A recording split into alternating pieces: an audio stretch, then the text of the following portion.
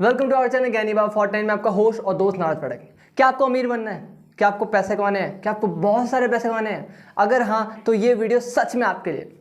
आज मैं आपको एक बहुत इंपॉर्टेंट बुक की समरी बताने वाला हूँ, कुछ प्रिंसिपल्स बताने वाला हूँ जो कि आपको अमीर बनने में हेल्प करेंगे। बुक का नाम है the richest man in Babylon.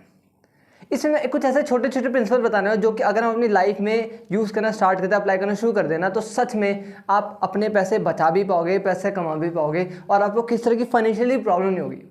तो पहला प्रिंसिपल क्या क्या कहता है? पे योरसेल्फ फर्स्ट। देखो बहुत से लोग आते हैं, वो कहते हैं यार मेरे से पैसे बचते नहीं, मैं पैसे नहीं बचा पाता, मेरे से पैसे खर्च हो जाते हैं। मान के चलो किसी इंसान की सैलरी 50,000 है, उसे 50,000 आता है, 50,000 गायब हो जाता है, पता नहीं चलता। बट इसका प्रिंसिपल आता है पे योरसेल्फ फर्स्ट। अब बहुत से लोग कहेंगे यार हम खुद को ही तो पे करते हैं, बिल्स हो गए या हमारे एक्सपेंडिचर्स हो गए, हम खुद को ही तो पे करते हैं। तुम गलत हो गए। पे योरसेल्फ फर्स्ट मतलब होता है कि आपकी इनकम का कुछ भी नहीं, सिर्फ 10% हिस्सा आपको अपने ऊपर खर्च करना है। वो क्या? वो आपको बचाना है। मैं आपको एग्जांपल देता हूँ। मान के आपने 50,000 नहीं, आपने 10,000 आपकी मंथली इनकम है।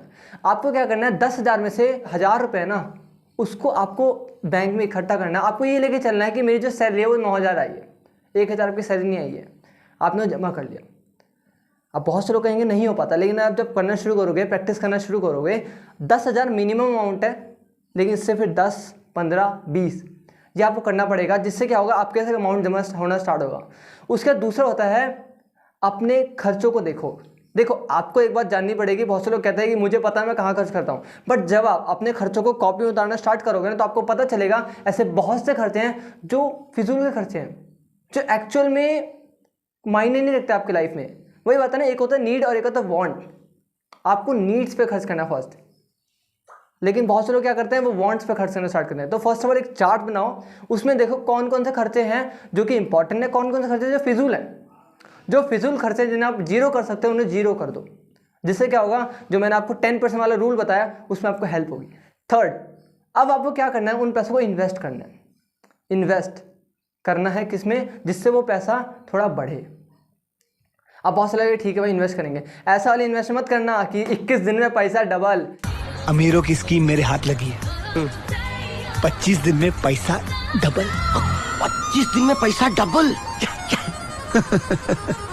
तो मुझे भी डबल कराना है पैसा। ये स्कीम किसी अरे गहरे नत्थु बात बता रही है, वो कागज तूने चोरी किया ना? तूने चोरी किया ना? और अभी साले। अच्छा तेरे को कुछ लगा वगा नहीं, तो फिर इतना जोर से काहे को चिल्ला रहा था? स्टाइल है बाबू भैया, राजू का स्टाइल। ये बाबूराव का स्टाइल है। ऐसा नहीं करना। आपको इन्वेस्ट को पहले एनालाइज करना है और किसी पे जिससे एक्सपीरियंस हो, जिसपे नॉलेज हो, उसके बेस पे इन्वेस्ट करना है ना। आपको किसी चीटपट कंपनीज में या फिर किसी में ऐसा नहीं लग रहा कि जो बहुत से होता है गैम्बलिंग टाइप की चीज़ें, उसमें इन्वेस्ट नहीं करना। आपको देखना है, प्रॉपर नॉलेज लेना। आपको अगर लग रहा है, आपके लगने से नहीं, आपको एक पूरी नॉलेज होनी चाहिए उस चीज़ की कि क्या वो सच में अच्छी है, प्रूफ है कोई कि आपका ग्रोथ होगा नहीं होगा। रिस्क कम होना चाहिए। देखो high risk high profit great, लेकिन हाई रिस्क के साथ हाई लॉस भी आता है।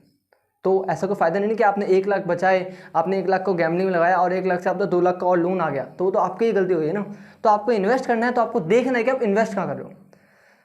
एंड फोर्थ थिंग, जब उस इन्वेस्टमेंट जब प्रॉफिट आए ना, उस प्रॉफिट को भी आपको इन्वेस्ट कर देना है। अभी इन्वेस्ट भाई प्रॉफिट आया उसको इन्वेस्ट क्यों करें? उस प्रॉफिट को जब इन्वेस्ट कर दोगे ना, तो वो और प्रॉफिट बनेगा, और जब उससे और प्रॉफिट आया ना, आप उससे अपने खर्चे करो।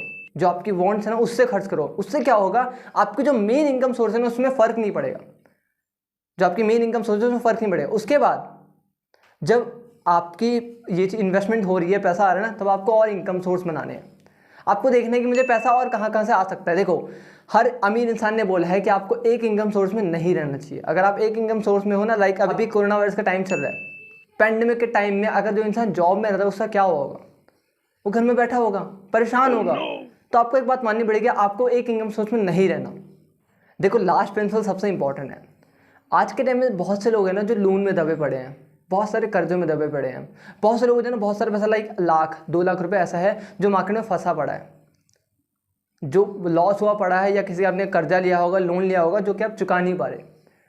ये प्रिंसिपल आपकी हेल्प करेगा कि कैसे आप उन कर्जों से मुक्त हो सकते हो। ये 5वां प्रिंसिपल है। आपको क्या करना है? फर्स्ट ऑफ ऑल आपको अपने जो भी लोन्स है, जितना भी आपने लोन लिया है, उसको कॉपी में उतारना है। एक चार्ट बनाना है। उसमें क्या लिखना है? उसमें लिखना है कि आपने कहाँ कहाँ से कितना कितना पैसा लिया है। मान के चलो आपने 1 लाख रुपए आपका मार्केट में लॉस है, या फिर आपने कर्जा ले रखा है किसी से। अब 1 लाख आपने किसी एक ही पर्सन से नहीं लिया होगा ना, आपने अलग अलग पर्सन से लिया होगा।